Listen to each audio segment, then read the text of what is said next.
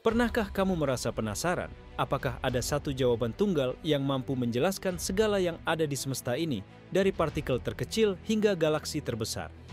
Bayangkan, jika kita menemukan kunci pengetahuan yang membuka misteri keberadaan kita di alam semesta. Inilah yang para ilmuwan sebut sebagai Theory of Everything, sebuah gagasan luar biasa yang berusaha menyatukan semua hukum dasar alam semesta ke dalam satu kerangka pemahaman. Saya yakin kita semua pernah memandangi langit malam dan bertanya-tanya, kenapa semuanya seperti ini? Mengapa segala sesuatu diatur sedemikian rupa? Nah, dalam video kali ini kita akan menyelami salah satu pertanyaan paling fundamental dalam sains. Apakah kita bisa menemukan satu teori, satu persamaan yang menjelaskan segala hal di alam semesta?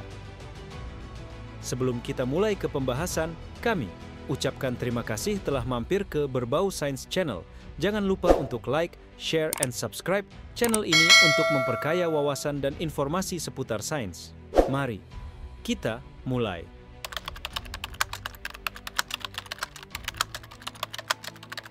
Mari kita mundur beberapa abad ke belakang. Isaac Newton menciptakan revolusi pemikiran dengan hukum gravitasi universalnya. Ia menunjukkan bahwa gaya yang membuat apel jatuh ke tanah adalah gaya yang sama yang menjaga orbit bulan, bumi, dan planet-planet lainnya. Itu adalah contoh pertama bahwa satu hukum fisika bisa berlaku untuk fenomena yang sangat berbeda, tapi masih dalam lingkup gravitasi klasik. Lalu, beberapa abad kemudian, muncul Albert Einstein yang merombak paradigma kita tentang ruang dan waktu dengan teori relativitas khusus dan umum. Relativitas membawa kita pada konsep menakjubkan bahwa ruang dan waktu bukanlah panggung statis, melainkan sesuatu yang bisa melengkung. Inilah dasar dari cara kita memahami gravitasi secara modern. Sementara di skala yang jauh lebih kecil, di dunia atom dan partikel subatom, ada mekanika kuantum, cabang fisika yang menunjukkan bahwa partikel dapat berperilaku sebagai gelombang dan seolah-olah keberadaannya sedikit tak tentu hingga diukur.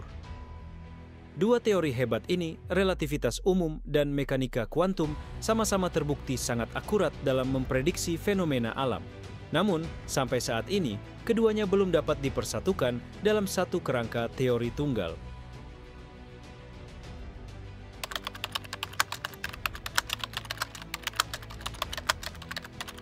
Relativitas umum bekerja dengan sangat baik dalam skala besar ketika kita membicarakan bintang, galaksi, lubang hitam, dan dinamika ruang waktu.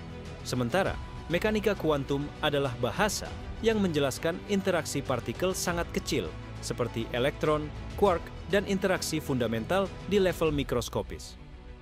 Kedua teori ini jenius.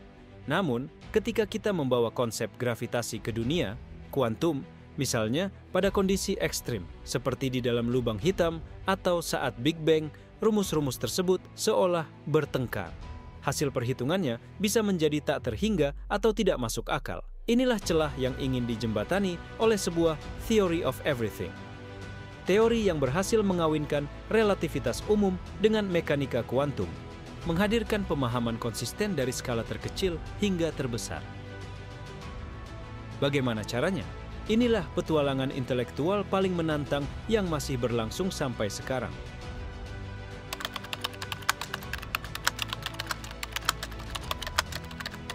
Ada beberapa teori yang diusulkan untuk mengejar mimpi Theory of Everything, dan salah satu yang paling dikenal adalah teori string. Teori ini membayangkan bahwa partikel-partikel mendasar tidak berbentuk titik, melainkan getaran tali yang sangat kecil, triliunan kali lebih kecil dari ukuran inti atom. Menurut teori string, jenis partikel seperti elektron, foton, quark ditentukan oleh cara tali tersebut bergetar. Jika kita bisa memahami mode getaran tersebut, mungkin kita bisa menjelaskan seluruh partikel dan gaya-gaya di alam semesta. Tetapi teori ini tidak berhenti sampai di situ. Untuk membuat matematika di dalamnya konsisten, teori string memprediksikan adanya dimensi tambahan, bukan hanya 3 dimensi ruang dan 1 dimensi waktu, tapi bisa sampai 10 dimensi ruang, beberapa versi bahkan 11 dan 26 dimensi. Banyak yang menganggap ini terdengar liar, namun secara matematika ini sangat menarik. Salah satu perluasan dari teori string adalah M-theory, yang mencoba mempersatukan beberapa versi teori string ke dalam satu kerangka yang lebih luas. Meski sangat menjanjikan, pembuktiannya masih menantang.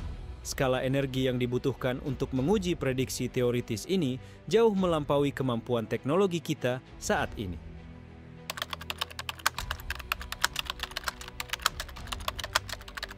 Kamu mungkin bertanya, mengapa kita begitu berambisi merumuskan satu teori besar ini?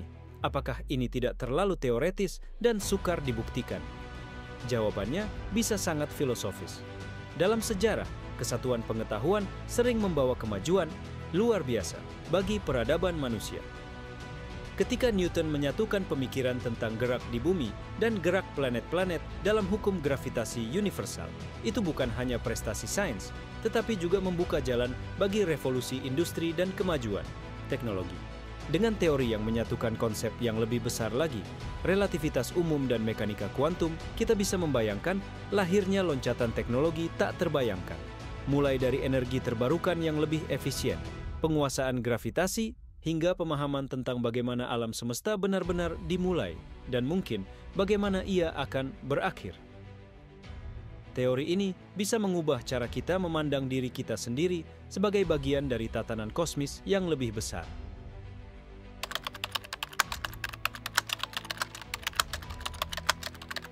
Mari kita lihat contoh nyata. Penemuan Higgs boson pada tahun 2012 di LHC, Large Hadron Collider, adalah salah satu bukti paling solid dari model standar fisika partikel. Model ini berhasil merangkum 3 dari 4 gaya fundamental, gaya nuklir kuat, gaya nuklir lemah, dan gaya elektromagnetik dalam satu kerangka teori. Lalu, gravitasi masih belum masuk dalam model standar. Inilah kebingungan besar kita. Padahal, gravitasi adalah gaya yang paling terasa dalam kehidupan sehari-hari. Model standar sukses menjelaskan banyak fenomena di skala kuantum, sedangkan relativitas umum sukses menjelaskan gravitasi di skala kosmos, tapi keduanya belum akur satu sama lain. Di titik inilah kita menyadari bahwa model standar pun bukan jawaban terakhir untuk theory of everything. Kita butuh sesuatu yang bisa memasukkan gravitasi.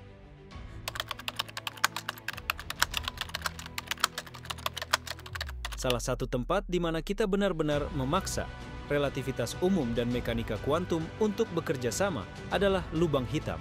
Relativitas umum memprediksi di pusat lubang hitam ada singularitas dengan kerapatan massa tak terhingga, yang artinya rumus-rumusnya meledak. Jika kita menambahkan mekanika kuantum ke wilayah ekstrim itu, kita dihadapkan pada efek Hawking radiation, di mana lubang hitam perlahan menguap. Ini adalah penemuan brilian dari Stephen Hawking yang menyiratkan bahwa lubang hitam tidak benar-benar hitam. Namun, memadukan konsep radiasi Hawking dengan ruang waktu melengkung relativitas umum masih menciptakan paradoks baru. Perdebatan tentang apa yang terjadi pada informasi yang masuk ke dalam lubang hitam juga menjadi salah satu misteri besar. Semua ini mendorong kita untuk terus mencari teori master yang konsisten.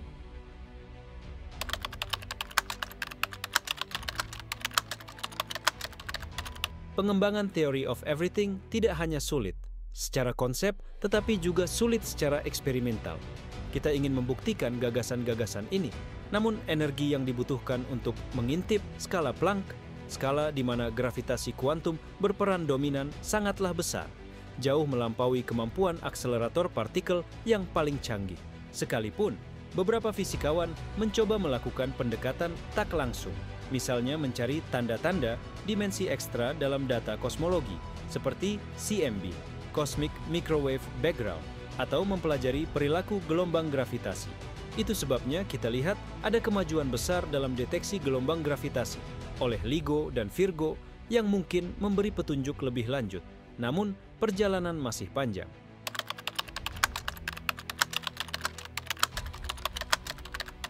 Pertanyaan lebih besarnya, apakah kita benar-benar bisa menyusun theory of everything? Atau mungkinkah konsep itu hanya utopia, mimpinya para ilmuwan yang tak akan pernah bisa benar-benar diselesaikan?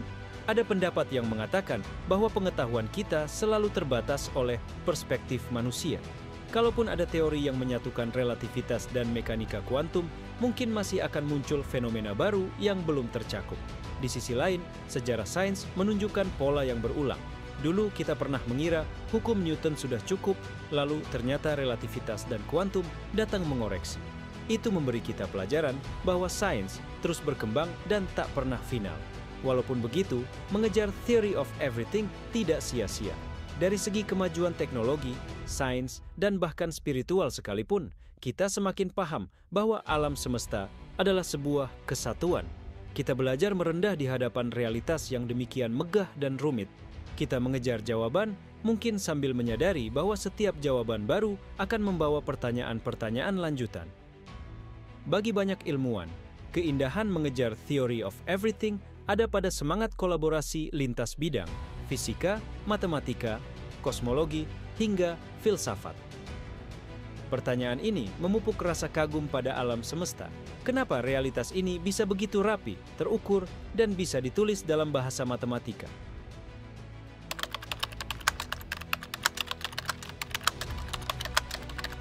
Menurut saya, mengejar theory of everything lebih dari sekadar memburu teori pamungkas. Ini adalah simbol dari hasrat manusia untuk terus bertanya dan melampaui batas pemahaman kita. Setiap langkah kecil yang kita ambil dalam sains, setiap eksperimen, setiap diskusi, menempatkan kita satu langkah lebih dekat pada pemahaman yang lebih dalam tentang mengapa kita ada di sini. Jika kamu menyukai video ini, jangan lupa untuk klik like, subscribe, dan bagikan pada orang-orang yang juga punya rasa penasaran besar terhadap alam semesta. Mari kita terus merawat rasa ingin tahu, karena di sanalah letak kekuatan terbesar kita sebagai manusia.